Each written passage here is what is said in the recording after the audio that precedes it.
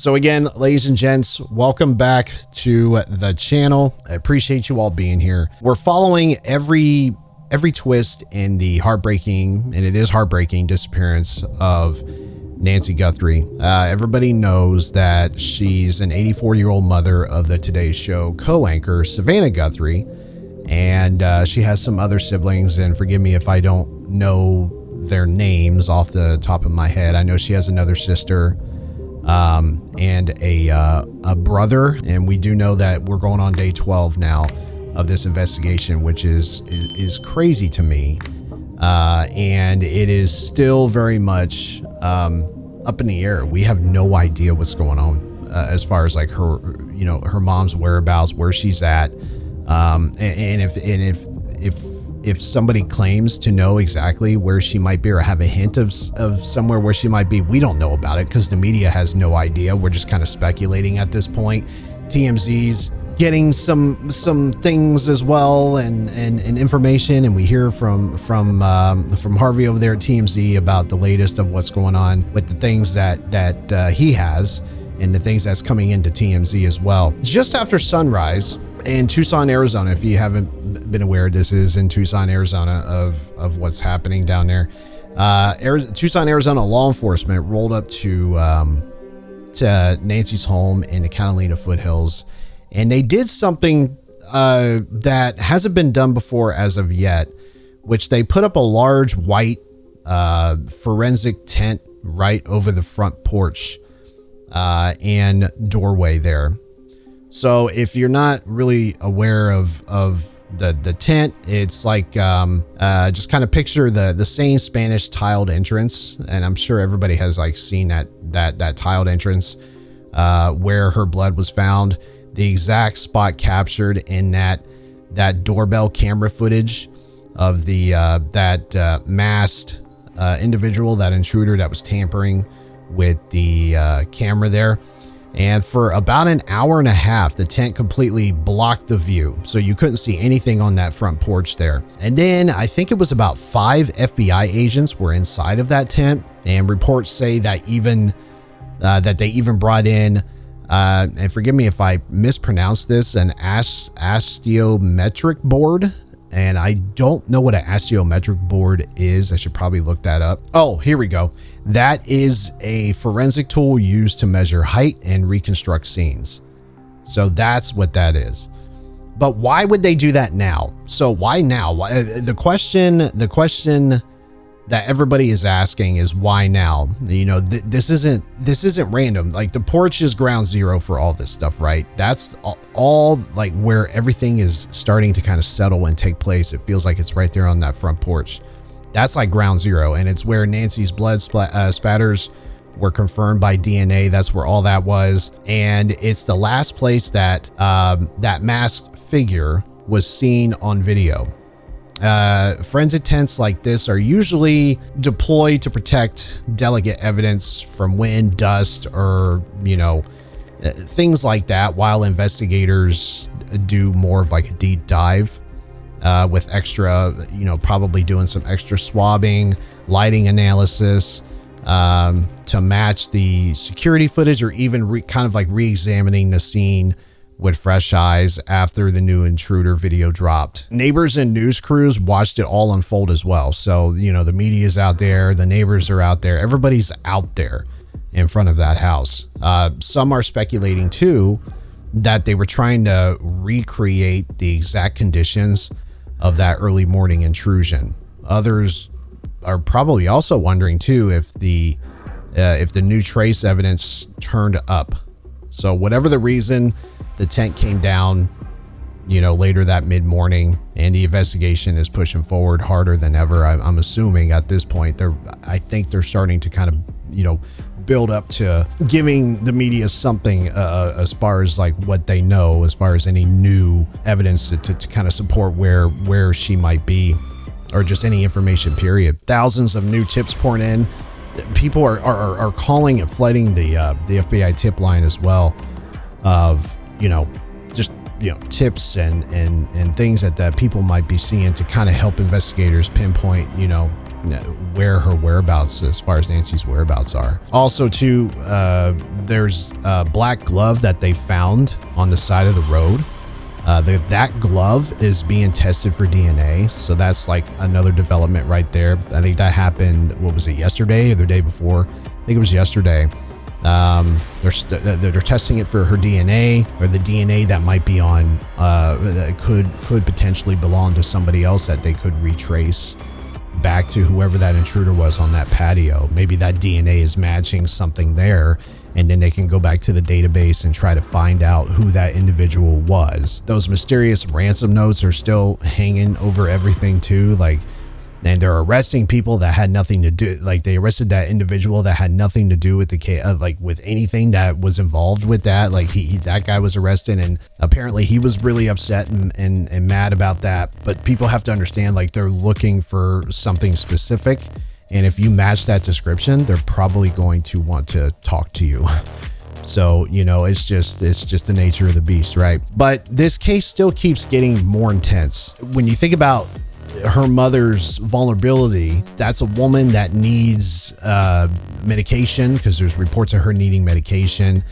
And, you know, she has a pacemaker, and she still has not been found. And she needs her, they're saying that she needs medication. I don't know what type of medication she's taking. Obviously, I think it's for her heart, because she has a pacemaker. But everybody's kind of still holding on for hope. Everybody's still trying to, you know, say, hey, you know, her family still believes that she's alive, and rightfully so. You know, you still want to hold out for that hope. And I think a lot of people are doing the same thing as well, to hopefully locate her and figure out where the hell she's at. You could definitely tell me what you think. You could drop your comments in the comments section. A lot of speculation out there as far as like where she could have went. If you ask me, hey, where do you think she went? What do you think happened? Honestly, I have no idea. I have no idea. You can't help but to say to yourself, is each day that goes by, that's not good. You know, we're day 12, tomorrow's day 13, 14, 15, 16, and so on and so forth, right? So each day that ticks by, each passing moment that ticks by is like, it just gets slimmer and slimmer and slimmer as far as hoping that she's alive. And Matt Finn is live outside Nancy Guthrie's home, where we're seeing this was some from movement. This morning, Matt, I believe. describe the scene for us. Yeah, in the past couple of minutes, we saw this white tent be put up outside that's the white tent door. So this is the white tent right here that I turned the closed caption off, that everybody was talking about today. So they put this big old white tent up. Forensics was there doing their thing, and that's what we're seeing. Nancy Guthrie's home. Obviously not clear why that tent is there, but it is certainly blocking view from the public and any passerbys. We imagine there might be some activity happening inside that tent, which is directly in front of Nancy Guthrie's home. Of course, that doorstep has now become such a critical element of this investigation, because we have seen that masked figure right outside of that front door. Also, the blood drops leading from the front door down the sidewalk. But the thing about it is, that's driving me nuts about all this is why are they waiting for this for them to put a tent up and do all the forensic stuff now? You would think that would be day one, but you would think that this would have been done immediately right away. Now, I think they're doing it because of the new the doorbell footage that they have of that individual. And, you know, they're probably trying to do some more DNA stuff. The sheriff's department probably isn't used to doing stuff like this. This is probably the most intense thing that they have probably had to do for either ever or for a long time. So this is probably new to a lot of folks for this sheriff's department as far as the investigation goes, at least on this magnitude. It has to be. Walk to the gravel driveway. Perhaps the tent is protecting that blood and the evidence from the sun, or perhaps there will be ongoing investigations that they want to keep a little more discreet. I thought they would have had that blood, that white tent, but it was just put up moments ago. We'll I'm not a forensics expert, but I would think that us on the ground here right now that investigators have really been focusing on done that by now. The area in and around Nancy Guthrie's home, meaning foot searches on the ground. Also over at Annie Guthrie's house as well. Over the past couple of days, our crews have seen foot searches, grid-like searches, They were doing all sorts of stuff around the property. They were looking inside, I think, the septic tank a few days ago. I think they were sticking a camera down into the manhole cover and trying to just, see it.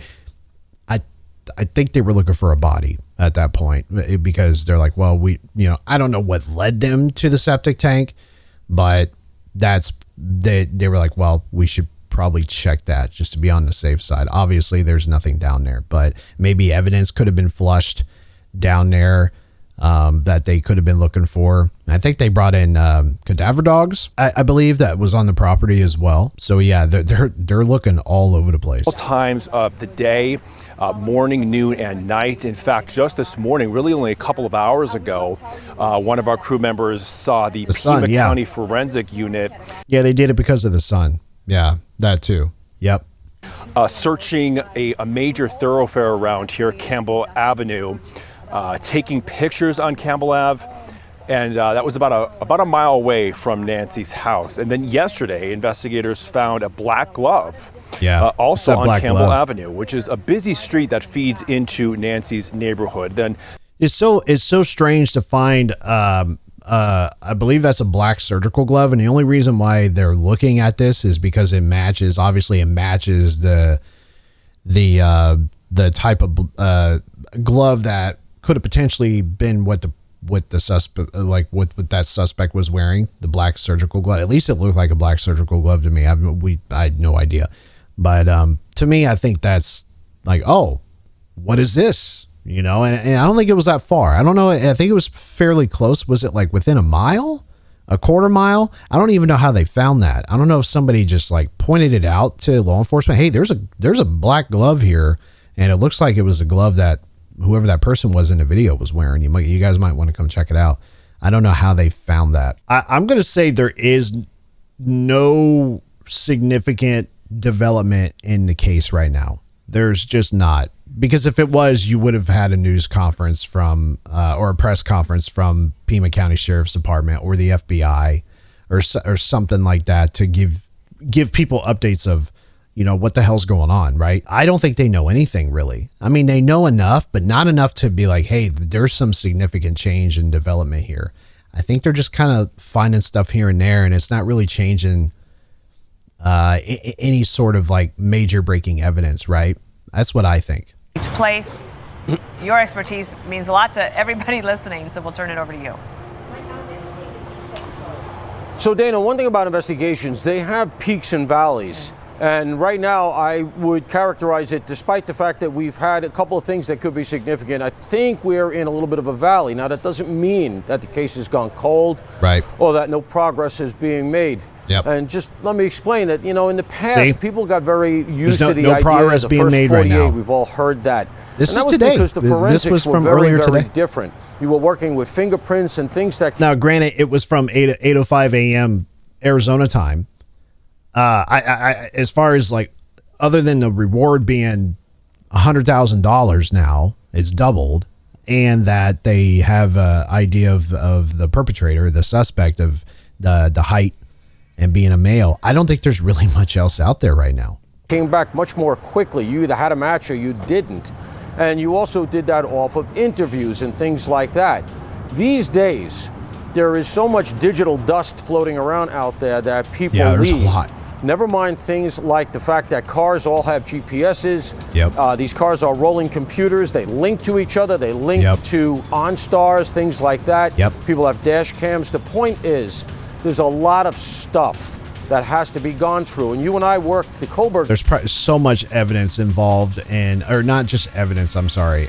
Just stuff, like he said. There's cameras, there's eyewitness stuff. There's people just reporting that they think they know something or have seen something or whatever. All the tips pouring in, which I believe there's like thousands of tips being poured in. They got to go through all that stuff. So they have like a team of just like analysts and investigators and just people looking at this stuff. It takes time. And I remember being out there in Idaho when a lot of people were saying the case was cold and making this point, and then it was 6 weeks later. People forget it was 6 weeks before they buttoned that case up. They did it in the way that I'm describing. So could we get a break any day? Sure, we could get it today. Good. And Kesh Patel does say they're making progress and that they're looking at a few people. But I would just say, at this point, we may be into the analysis portion. What's upsetting about that is, of course, Nancy is still out there. We have no idea where she is at right now. And if we do, they're not telling us. And I don't think law enforcement knows. And again, going back to where I think she's at, I don't know where she's at. But again, the longer that this goes, because her medication and the things that she needs on a regular basis was not taken with her. They're saying that all her stuff was there. Her clothes were there. Her medication was there. Everything was there. So she was taken against her will, and we have no idea why or how or any of that stuff, right? Until the police department comes out with another news conference to give everybody more information, we have no idea. Right now, this is just speculation, and we have no clue, right? We literally know nothing.